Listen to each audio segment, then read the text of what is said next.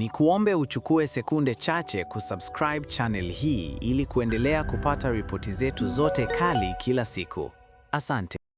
Tetesi zimeanza kusambaa katika baadhi ya vyombo vya habari vya Mashariki ya Kati kuhusu hali ya usalama wa Waziri Mkuu wa Israel, Benjamin Netanyahu, kufuatia madai kutoka Iran kwamba huenda aliuawa au kujeruhiwa wakati wa shambulio la makombora na ndege zisizo na rubani lililoripotiwa kulenga maeneo ya Israel.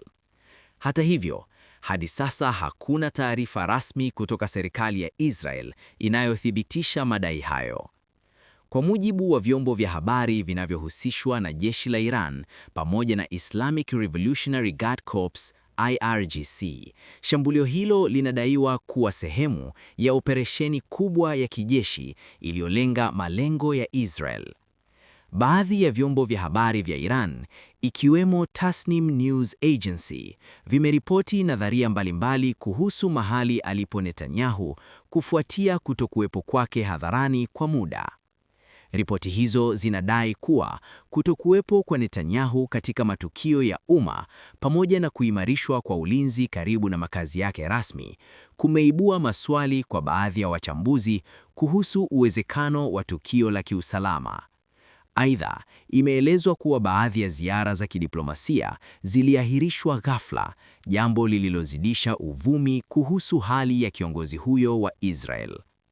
Hata hivyo, maafisa wa Israel bado hawajatoa tamko lolote kuthibitisha taarifa hizo.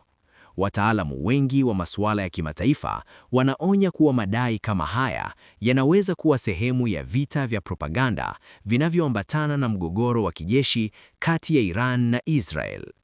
Katika mazingira ya vita vya kisasa, pande zinazohusika mara nyingi hutumia taarifa za vyombo vya habari na mitandao ya kijamii kuathiri mtazamo wa umma na kuongeza shinikizo la kisiasa kwa upande wa pili. Mvutano kati ya Iran na Israel umeongezeka katika wiki za hivi karibuni, huku mashambulio ya makombora, ndege zisizo na rubani na operesheni za anga zikiripotiwa katika maeneo mbalimbali ya Mashariki ya Kati. Hali hii imeibua hofu ya uwezekano wa kuibuka kwa vita vikubwa vya kikanda vinavyoweza kuhusisha mataifa mengine yenye ushawishi mkubwa duniani.